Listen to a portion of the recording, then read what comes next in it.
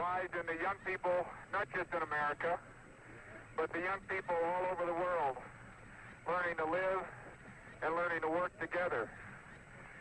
In order to remind all the peoples of the world, in so many countries throughout the world, that this is what we all are striving for in the future, Jack has picked up a very significant rock, typical of what we have here in the Valley of Torres Litro. It's a rock composed of many fragments, of many sizes, and many shapes, probably from all parts of the moon, perhaps billions of years old. But a rock of all sizes and shapes, fragments of all sizes and shapes, and even colors that have grown together and become a cohesive rock, outlasting the nature of space, sort of living together in a very coherent, very peaceful manner. When we return this rock, or some of the others like it to Houston, we'd like to share a piece of this rock with so many of the countries throughout the world. We hope that this will be a symbol of what our feelings are, what the feelings of the Apollo program are, and a symbol of mankind that we can live in peace and harmony in the future.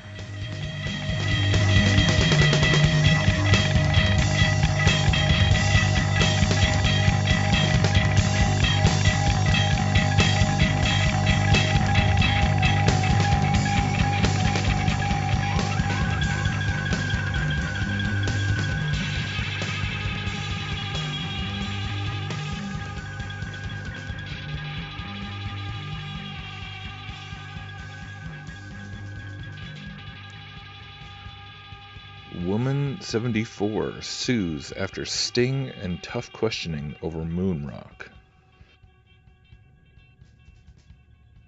A 74-year-old woman can sue a federal agent who held her for up to 2 hours in urine-soaked pants. While he questioned her about a tiny piece of moon rock she said her late husband received as a gift from astronaut Neil Armstrong.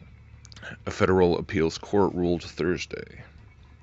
The agent who interrogated Joanne Davis as she stood in a restaurant parking lot argued that his actions were justified because lunar material from the space program is government property and that a private citizen cannot legally possess. But the Ninth U.S. Circuit Court of Appeals in San Francisco had said Davis's description of the event, if any, would show that her detention was, quote, unreasonably prolonged and unnecessarily degrading. However, Davis's lawsuit could still be derailed by the federal judge's ruling last month that dismissed her separate claim against the federal government for false imprisonment.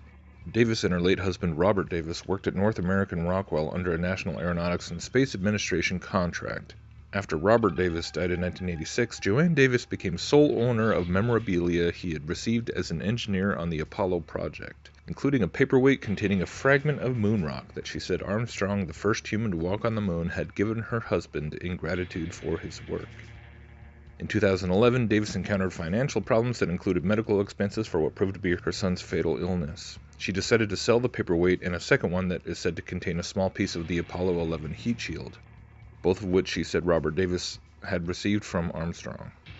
After getting no response from auction houses, she contacted NASA, which dispatched a team of agents headed by Norman Conley to meet her, the court said. She and her second husband, Paul Silly, met with Conley at a Denny's restaurant in Lake Elsinore, with other plainclothes agents and sheriff's deputies seated nearby.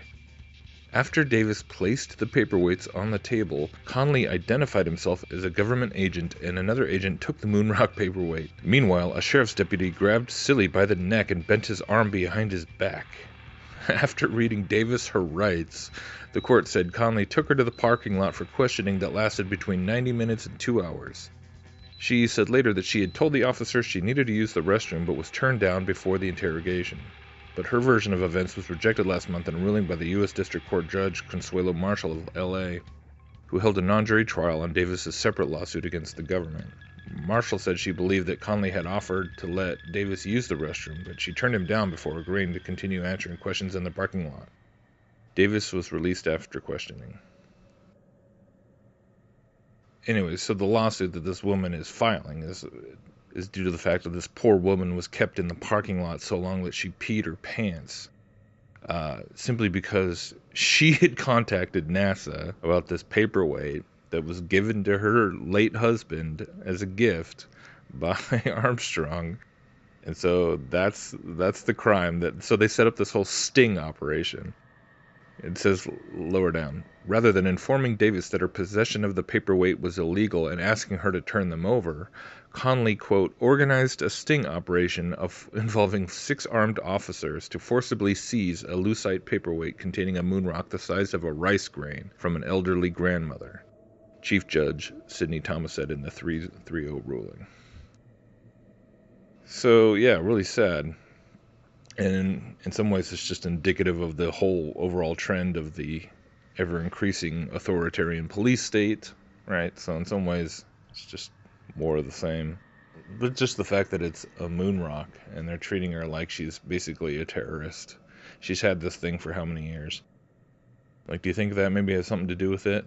The fact that they're really motivated to recover this piece of quote-unquote moon rock? Because it's yet another potential embarrassment.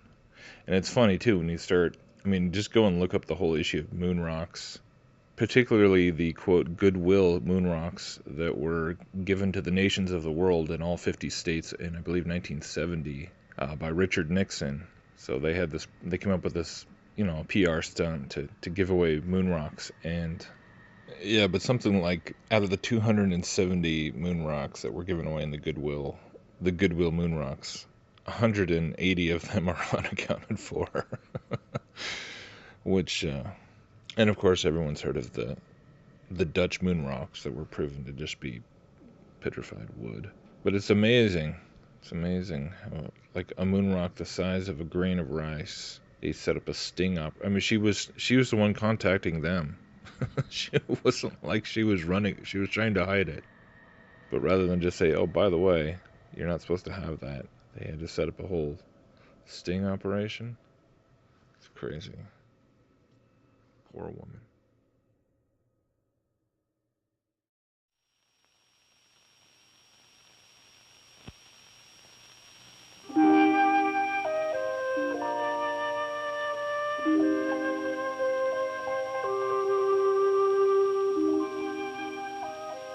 Apollo 11, man's first landing on the moon. There was no objective more important to science than the collection and return of samples from the lunar surface. For never before had we the opportunity to examine extraterrestrial material from a positively known location and context. Fortunately, at the site of the landing, in the southwestern part of the Sea of Tranquility, there was a considerable variety of lunar material, much of it debris from nearby impact craters. First, contingency samples were chosen and collected rapidly. Later, as operations continued smoothly, samples were chosen and collected more deliberately. Within 5 days after the samples were picked up from the lunar surface, where they had lain for millions of years, they were delivered to the Lunar Receiving Laboratory at the Manned Spacecraft Center, Houston, Texas. The importance of the event was underscored by the presence of top NASA officials. The containers were opened inside special vacuum chambers and nitrogen-filled cabinets where decontamination took place. Samples were examined, described, photographed, and weighed. They were then prepared for preliminary physical and chemical analysis. Meanwhile, a number of Earth organisms were exposed to lunar material to assure that there were no pathological hazards. Among the organisms were plants, such as conifer seedlings, and tobacco tissue cultures, invertebrate animals such as insects, shrimp, and the almost microscopic paramecia, and vertebrate animals such as the Japanese quail, and germ-free mice.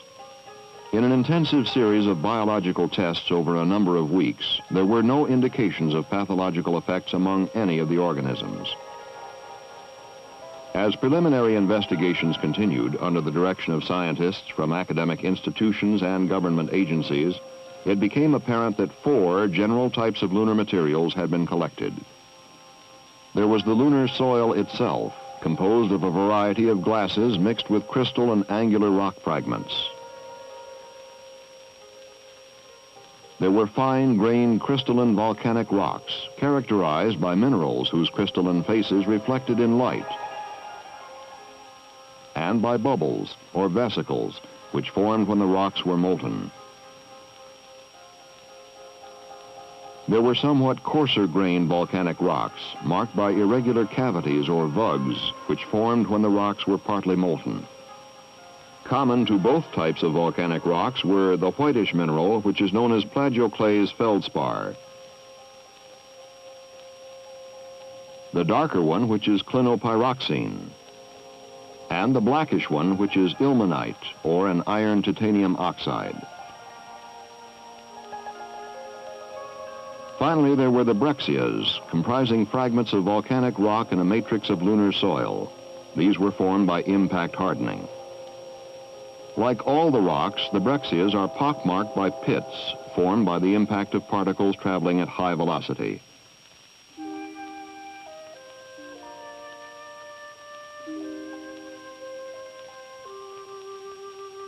In preliminary studies of the lunar samples in the Lunar Receiving Laboratory, there were several significant findings.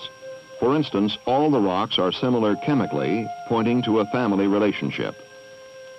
Although the components were known, the proportions are strange, suggesting either formative processes unknown to us on Earth or an unfamiliar bulk composition for the Moon. The soil and breccias contain large amounts of noble gases, that is, gases which do not combine readily in chemical reactions.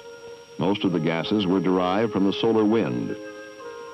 In most of the rocks, there is evidence of shock. There is evidence of both lava flows and impact. Strangely, the breccias are far more magnetic than the volcanic rocks, the very material from which they were derived. There was no evidence that surface water had ever been present at the landing site. Neither was there evidence of any biological material. Perhaps the most interesting discovery was that the volcanic rocks are at least 3 billion years of age, dating back as far, perhaps further, than the oldest rocks ever discovered on Earth. It would seem that if the lunar samples of the Apollo 11 landing do not themselves take us back to the origin of the Moon, then certainly rocks from other regions will.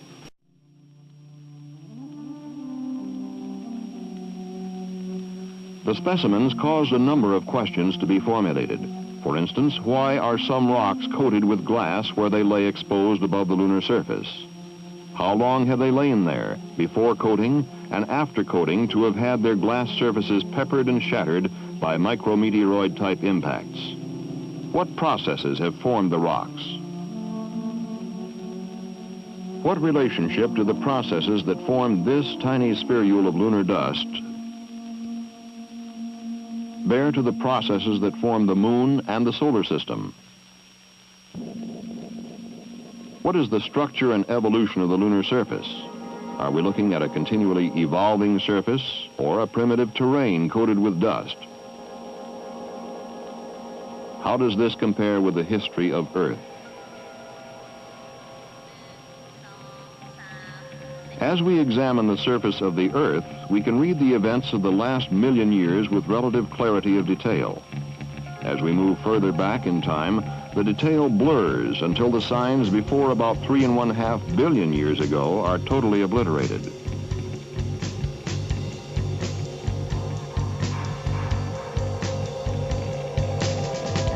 The reading of the Moon's history seems to be inverted. It is speculated from evidence at hand that for the first 500 million years, there was as much activity on the Moon as there has been for the last 4 billion years, as though it were a world frozen in time.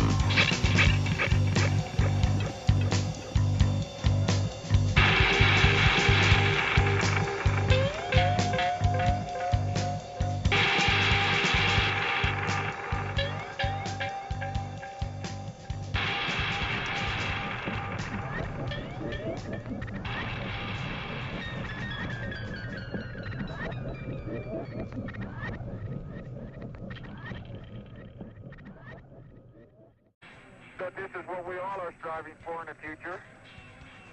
Jack has picked up a very significant rock, typical of what we have here in the valley of Torres Littrow. It's a rock composed of many fragments of outlasting the nature of space, sort of living together in a very coherent, very peaceful manner. When we return this rock, or some of the others like it, to Houston, we'd like to share a piece of this rock with so many of the countries throughout the world. We hope that this will be a symbol of what our feelings are, what the feelings of the Apollo program are, and a symbol of mankind that we can live in peace and harmony in the future.